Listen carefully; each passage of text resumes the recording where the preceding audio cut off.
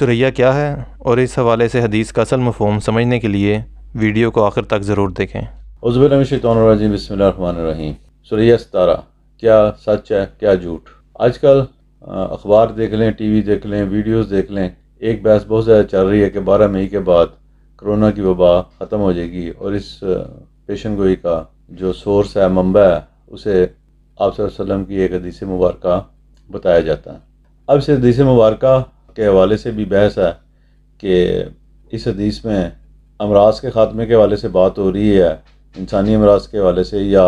پودوں کو لگنے والے امراض یا پھلوں کو لگنے والے امراض کے حوالے سے بات ہو رہی ہے۔ اب اس میں اگر دیانتداری کا تقاضے جو ہے اس کے مطابق بات کی جائے تو ہمیں دونوں طرح کی حدیثیں ملتی ہیں، جس میں انسانوں کی امراض اور پھلوں کے امراض کے حوالے سے مطلب اخذ کیا جا سکتا ہے۔ یہاں تک تو بات ٹھیک ہے، حدیث ہے، اس کے اوپر ہم اس پہ بحث نہیں کر سکتے، تو عالموں کا کام ہے کہ وہ دیکھیں کہ وہ حدیث کے جو معیارات ہیں اس کے اوپر کس حد تک وہ پوری اترتی ہیں، حکایات یا جو بھی روایتیں بیان کی گئی ہیں۔ تاہم ایک بات اپنی جگہ ہے کہ جب بھی آدمی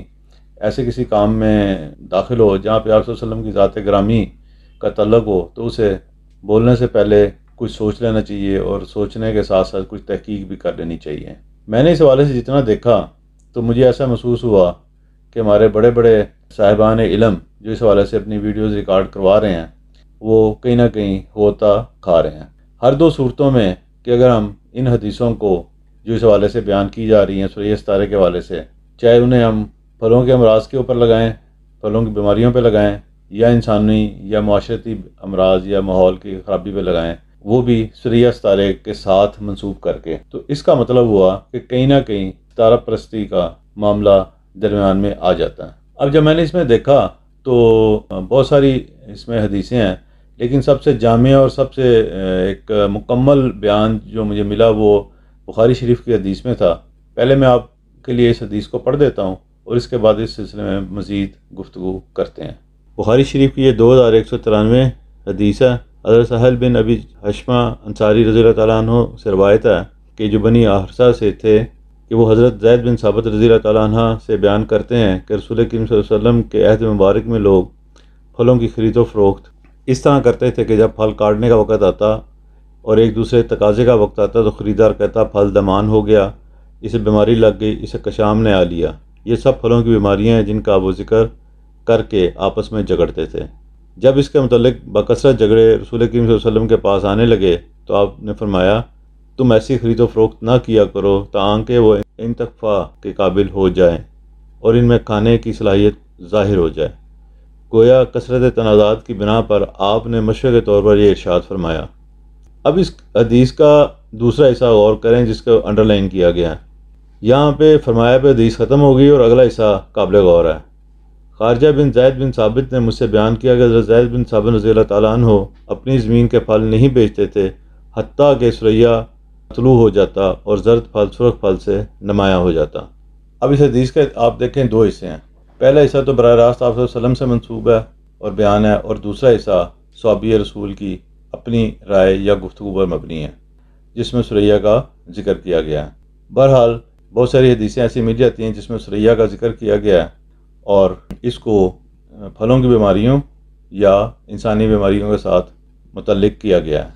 قطع نظر اس بحث کے کہ وہ حدیثوں میں انسانی بیماریوں کا ذکر نہیں ہے اور صرف پھلوں کا ذکر ہے، اگر پھلوں کا ذکر ہے تب بھی یہ ایک سوچنے کی بات ہے کہ کیا ستارہ جسے سریا کو ستارے کا نام دیا گیا ہے، جو حقیقت میں ایسا ہے نہیں، وہ امراض سے شفا کا باعث ہے، بیماریاں ختم کرنے کا باعث ہے، اور کیا یہ ستارہ پرستی کی طرف معاملہ جا رہا ہے۔ اور اس ویڈیو کو بنانے کی وجہ بھی بنیادی طور پہ یہ ہے کہ بہت سارے ایسے لوگ جو ستارہ پرستی کے قائل ہیں انہوں نے چیک پوائنٹ کے طور پہ اٹھا لیا کہ آپ صلی اللہ علیہ وسلم نے تو خود سورہ ستارے کو اس حوالے سے اہم قرار دیا کہ جب وہ طلوع ہوگا تو امراض اور جو درختوں کے یا پھلوں کے جو مسائل ہیں یا بیماریاں وہ درست ہوں گی۔ اب دوسری طرف علماء جو ہیں وہ اس بحث میں پڑے ہیں کہ بھی جسمانی بیماریوں کے اوپر بات نہیں ہو رہی، یہ دراصل درختوں کے پھلوں کے امراض کے حوالے سے بات ہو رہی ہے۔ میرے نزدیک یہ دونوں باتیں اس طرح سے نہیں ہیں اور حدیث کا مفہوم اصل میں جو ہے وہ نہیں لیا جا رہا۔ اب آگے چلنے سے پہلے میں آپ کو علم فلکیات کے حوالے سے کچھ چیزوں کی وضاحت کرنا چاہ رہا ہوں، کیونکہ اسٹرانومی ہی ہے جو اس بحث کو زیادہ مدلل طریقے سے حل کر سکتی ہے اور حدیث کے اصل مفہوم کو جو آپ صلی اللہ علیہ وسلم نے بیان کیا ہے بیان کر سکتی ہے۔ پہلی بات تو سمجھنے کی ہے کہ بذات خود ثریا جو ہے یہ کچھ ستارہ نہیں ہے۔ آسمان کے اوپر مختلف ستارے، سیارے، کہکشائیں موجود ہیں، ان کے اندر فرق ہے، کچھ حرکت پذیر ہیں، کچھ ساکن ہیں، کچھ ثابت ہیں، تو ہر ایک کی اپنی ایک ٹرم ہے۔ اب جب آپ کہتے ہیں ثریا ستارہ تو ٹیکنیکلی یہ ٹرم غلط ہو جاتی ہے، اور اگر آپ حدیث مبارکہ دیکھیں جن حدیثوں کو لوگ بیان کرتے ہیں ان میں بھی صرف ثریا کا ذکر آیا ہے، ستارہ اس کا ترجمہ کرتے ہوئے خود لگا دیا گیا ہے ساتھ اس کے۔ اب سمجھیں ثریا کیا ہے۔ اسٹرانومی اور اسٹرالوجی ایک زمانے میں اکٹھے ہوتے تھے، اور اس میں جب میں بات کروں گا تو آپ کو زیادہ پریشان ہونا نہیں چاہیے، کیونکہ جو الفاظ استعمال ہوں گے وہ دونوں علوم کے ساتھ آج بھی مشترک ہی استعمال ہوتے ہیں۔ دراصل دائرۃ البروج کو 12 حصوں میں، جنہیں عام زبان میں بروج کہا جاتا ہے، اور اس کے بعد 28 حصوں میں جسے عام زبان میں منازل کہا جاتا ہے، تقسیم کیا گیا ہے۔ انہی میں سے ایک جو ہے وہ ثریا ہے۔ ثریا ایک ستارے کا نام نہیں ہے، بلکہ ثریا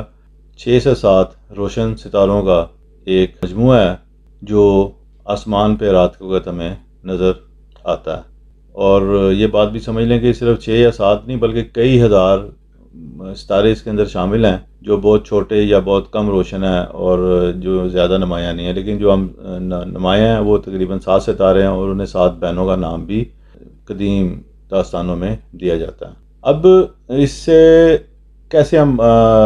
بات تو اپنی کریں گے کہ آپ صلی اللہ علیہ وسلم کا مطلب کسی پیشن گوئی کا باللحاظ نجوم یا ستارہ پرستی کے حوالے سے کوئی نہیں تھا معاملہ۔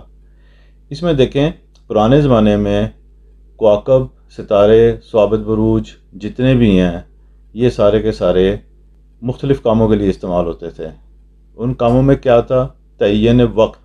اب آپ یہ مجھے بتائیں کہ اس زمانے میں جب کہ کوئی بھی آلات نہیں ہوتے تھے تو سمندروں میں کشتیاں کیسے چلتی تھیں، جہاز کیسے چلتے تھے، یا صحرا کے اندر جو اونٹوں کے قافلے تھے وہ کیسے چلتے تھے، وہ سمت کا تعین کیسے کرتے تھے، وقت کا تعین کیسے کرتے تھے۔ تو یہ سارے تعین جو تھے وہ صرف اور صرف اسی پر آسمان کے اوپر واقع ہونے والی اللہ تعالیٰ کی نشانیوں میں سے تھے۔ اب تھوڑی سی اور ایک مشکل سی بات کو تھوڑا سمجھ لیں کہ آپ صلی اللہ علیہ وسلم جس بات کو بیان کر رہے ہیں وہ بنیادی طور پہ بالکل ایسے ہی ہے جیسے حرف عام میں ہم کہتے ہیں کہ جی یہ بہار کا موسم ہے، اور بہار کے موسم میں اللہ تعالیٰ کی طرف سے پھل پھول جو ہیں وہ شگوفے جو ہیں پھوٹنے لگ جاتے ہیں، ان پہ جوانی آنے لگ جاتی ہے، امراض کا خاتمہ ہونے لگ جاتا ہے۔ اور دوسری طرف جیسے ہی سردی کا موسم آتا ہے تو یہ سارے مسائل، پودے سکڑنے لگ جاتے ہیں، زرد ہونے لگ جاتے ہیں پتے ان کے، اور بیماریاں اور اس طرح کے مسائل جو ہیں وہ ان کا اضافہ ہونے لگ جاتا ہے۔ اب اس کے لیے سمجھیں کہ زمین 2 طرح سے حرکت کرتی ہے، ایک وہ اپنے گرد گھومتی ہے اور ایک وہ سورج کے گرد گھومتی ہے، اور یہ دونوں حرکتیں مل کے ہمارے سارے زمین کے اوپر جو موسموں کا سسٹم ہے اس کو بناتی ہیں۔ تو آپ صلی اللہ علیہ وسلم نے جس بات کی طرف اشارہ کیا ہے وہ صرف یہ ہے کہ جب یہ منزل آسمان پہ طلوع ہوتی ہے تو اس وقت موسم میں بہار یا موسم جو ہے درختوں کے پکنے کا شروع ہوتا ہے۔ یہ ایک موسم کا انڈیکیٹر ہے، یہ ستارے کے ذاتی اثرات نہیں ہیں۔ یہ بالکل ایسے ہی ہے کہ جیسے آپ صبح کا اندازہ صبح کے وقت طلوع ہونے والے ستارے کو دیکھ کے کرتے ہیں، یہ بالکل ایسے ہی ہے کہ جیسے آپ صحرا میں جا رہے ہوں تو آسمان کے اوپر نظر آنے والے ستاروں کو دیکھ کر آپ کہہ سکتے ہیں کہ آپ کس سمت میں سفر کر رہے ہیں۔ یہ بالکل اسی طرح ایک تعین وقت کا ایک پیمانہ ہے، اور اس سے علاوہ کچھ بھی نہیں ہے۔ اس بات کی مزید وضاحت کے لیے ایک نقشہ آپ کے سامنے دیا گیا ہے۔ اس میں گول دائرے میں جو آپ کو سرخ رنگ کی لائن نظر آ رہی ہے یہ وہ مدار ہے جس پہ زمین سورج کے گرد گھومتی ہے۔ اب اسے دیکھیں کہ جب شمس نقطہ اعتدال پر آتا ہے جو کہ 21 مارچ کی تاریخ ہوتی ہے تو موسم بہار شروع ہو جاتا ہے۔ اسی طرح بالکل جب وہ ثریا ستارہ ایک خاص ڈگری پر طلوع ہوتا ہے تو اس وقت گرمی کا سیزن جو پھلوں کے پکانے اور ماحول کو بہتر کرنے کا باعث بنتا ہے وہ شروع ہوتا ہے۔ تو اس کا مطلب یہ نہیں ہے کہ جو ثریا ہے وہ حالات میں بہتری لاتا ہے، بلکہ یہ موسمی تبدیلی ہے جو ان ساری چیزوں کو لے کے آتی ہے۔ اس بات سے یہ بات واضح ہو گئی کہ آپ صلی اللہ علیہ وسلم نہ ستارہ پرستی کی تعلیم دے رہے ہیں، نہ سورہ ستارے کو از خود کسی عمل کے طور پہ بیان کر رہے ہیں، بلکہ آپ صلی اللہ علیہ وسلم نے اگر کسی حدیث میں اس کو بیان کیا تو اس کا اشارہ صرف موسم میں واقع ہونے والی تبدیلیوں کے ساتھ ہے، اور ان تبدیلیوں کے وجہ سے جو بھی اثرات پیدا ہوتے ہیں وہ اس کا سارے کا سارا محاصل ہوگا۔ چلتے چلتے ایک بات اور سمجھ لیں، سورہ ستارہ بنیادی طور پہ سب سے روشن یا سب سے طلوع ہونے کی کیفیت میں نومبر کے ماہ میں تھا جب یہ بیماری شروع ہوئی ہے، اور اب جس تاریخ کو وسط مئی کی تاریخ کو لیا جا رہا ہے اس میں یہ کچھ وقت کے لیے طلوع ہوگا، اور اس کے بعد اگلے 2 مہینوں میں یہ غروب رہے گا اور نظر نہیں آئے گا۔ مجھے یقین ہے کہ اللہ تعالیٰ آپ کے دل اور دماغ کو وسعت دے گا، اور آپ اس بات کو سمجھ پائیں گے کہ آپ صلی اللہ علیہ وسلم نے جس چیز کی طرف اشارہ کیا تھا وہ کچھ اور ہے، اور لوگ اور ماہرین مختلف اپنے لائکس اور اپنی ویڈیو اور اپنی شکلیں دکھانے کے لیے آپ صلی اللہ علیہ وسلم کی ذات کو بیچ میں لانے سے باز نہیں آتے۔ ہمیں دعا کرنی چاہیے کہ اللہ تعالیٰ ہمیں راہ راست پہ رکھے اور خود انمائی کے جذبات کے تحت ایسی باتوں سے دور رکھے جو ہمیں دین و دنیا میں رسوا کریں اور آخرت میں نبی کریم صلی اللہ علیہ وسلم کا سامنا کرنے کے قابل نہ چھوڑیں۔ اللہ تعالیٰ ہم سب کا حامی اور ناصر ہو اور ہمیں دین و دنیا اور آخرت میں کامیابیاں عطا فرمائے۔ آمین۔